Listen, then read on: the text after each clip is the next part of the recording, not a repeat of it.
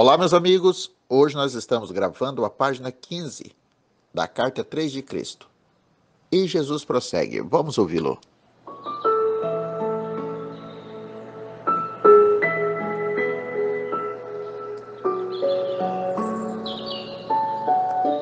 E ele diz: Não desejo voltar profundamente à consciência daquela noite.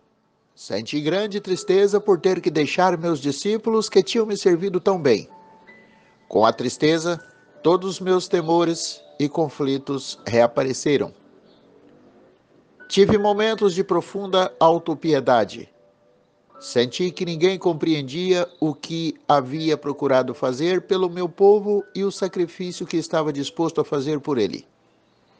João estava contando uma expressiva história sobre a última noite dos israelitas no Egito, antes de escaparem para o deserto.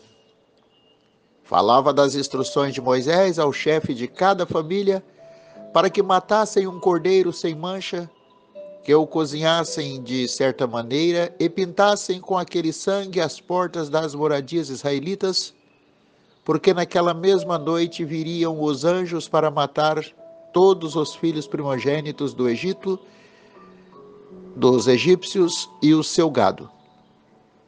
Com vivacidade recordou a agitação dos egípcios ao despertarem e encontrarem o primogênito de cada lar ensanguentado, sem que nenhum tivesse se salvado.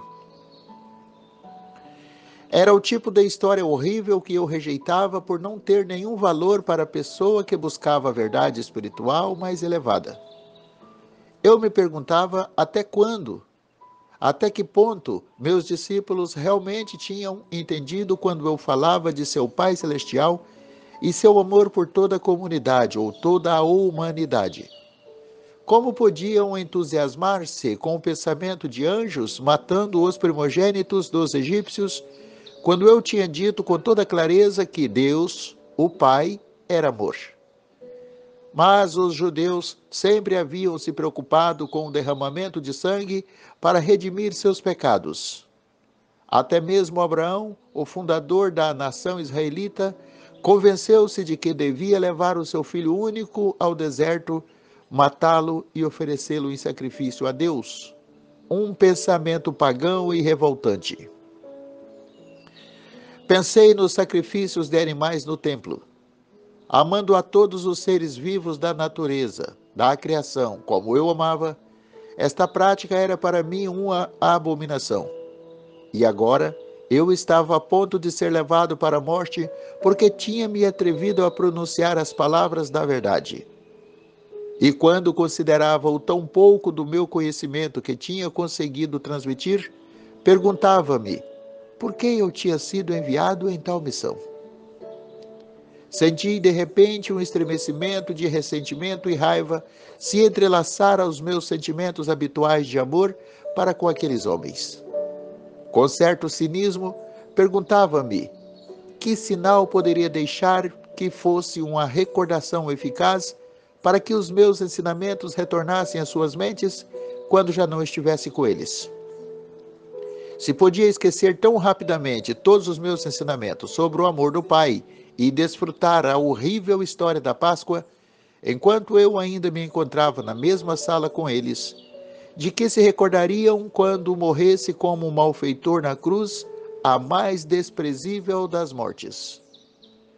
Depois pensei que, se o derramamento de sangue os comovia tanto, daria a eles sangue para que se recordassem de mim. Com essas reflexões irônicas, apanhei um pão, parti-o, passei-o a meus discípulos e disse que o comessem.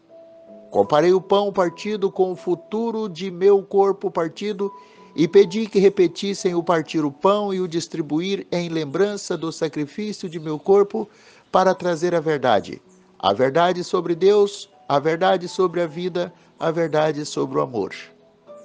Percebendo que eu estava com um humor estranho, pararam de comer, escutaram, pegaram o pão e comeram em silêncio.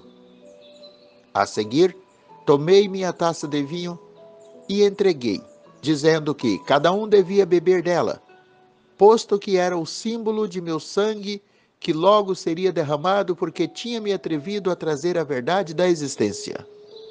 Vi que meu tom de voz tinha tocado algum deles. Sobriamente, cada um tomou um gole e depois passou a taça para quem estava a seu lado, mas ainda não dizia nada. Percebiam que eu estava sério e que já não toleraria mais discussões.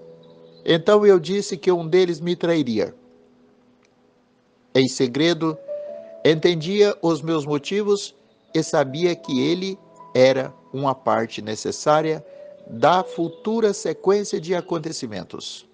Simplesmente cumpria o papel que sua natureza o levava a desempenhar. Eu sabia que ele sofreria muito e senti compaixão por ele, mas guardei estes pensamentos só para mim. Bom, gente, aqui já é o primeiro parágrafo da página 16. Aqui ele contou aquele fato, aquele acontecimento que é celebrado até hoje em ritual nas missas, que foi pegar o pão, partir, dar a eles e dizer: comam isso, isso representa o futuro de meu corpo, o futuro de meu corpo, que é o que vai acontecer daqui a pouco, que é o derramamento de sangue que vocês tanto se preocupam e acham que é válido para redimir os pecados. Lembram da crença do bode expiatório? A matança de animais? Então ele não dizia isso aqui é o futuro da humanidade, ele dizia é o futuro do meu corpo, é o que vai acontecer com o meu corpo por ter me atrevido a trazer a verdade para vocês. Depois pegou o vinho e disse a mesma coisa: bebam isso e lembrem que esse é o futuro do meu sangue que será derramado por me atrever a trazer a verdade e as leis da existência. Se vocês gostam de sangue, se vocês acreditam tanto nisso, até o velho patriarca Abraão acreditou e levou seu filho para sacrifício. Isso foge do Pai Consciência Superior, está tão distante entre a espiritualidade superior e crenças pagãs quanto o céu está longe do inferno. E é interessante que, e ele vai falar aqui mais na sequência, que jamais imaginou que isso se tornasse num ritual, que é o que nós vemos nas missas hoje. Ergue-se a taça de vinho, a hóstia, simbolizando o corpo de Jesus. Se tomar a hóstia, o vinho o convidado não toma, mas a hóstia sim. Se isso serviu para colocar a nossa fé em Jesus, se serviu para alguma coisa, ele diz que é tempo de agora mudar. Porque entre nós e a consciência superior só tem nós mesmos, não tem outro terceiro, não tem outro mito. Para falar com Deus, que é a nossa consciência, que é o reino dos céus que está dentro de nós e não fora, só tem uma forma de se dirigir a esse Senhor, que é nós com Ele mesmo. Ele disse que nem Ele, Jesus, pode servir de intermediário entre nós e Deus, porque essa é uma tarefa individual.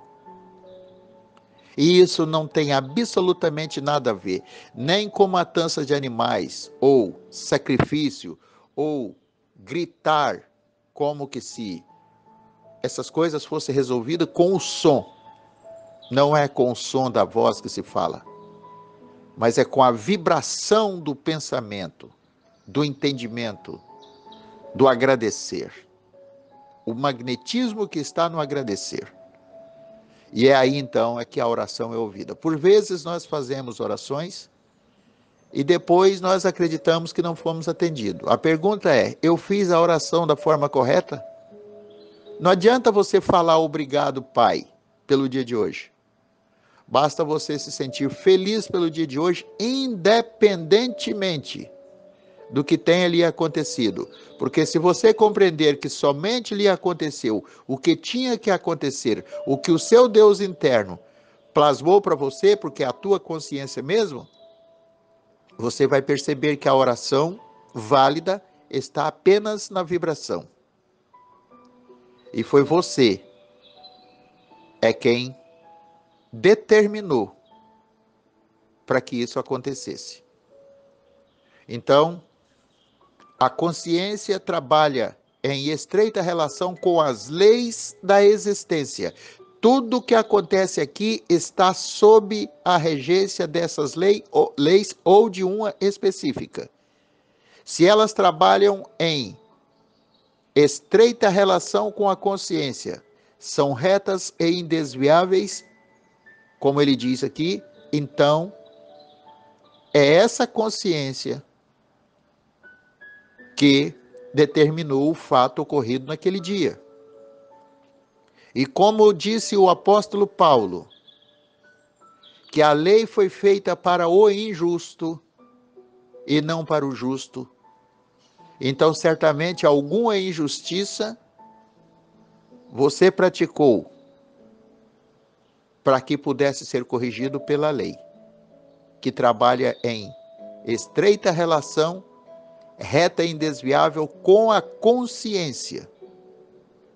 E sendo a consciência que trabalha incessantemente, João 5,17, porque consciência é vida, vida é consciência, e tudo isso é Deus, então, em algum momento, se você extraiu a sua consciência, a sua porção da consciência suprema, então, em algum momento, você praticou algo pelo seu livre-arbítrio e gerou uma consequência que é o fruto de uma semeadura ou é o efeito de uma causa que você é o Pai.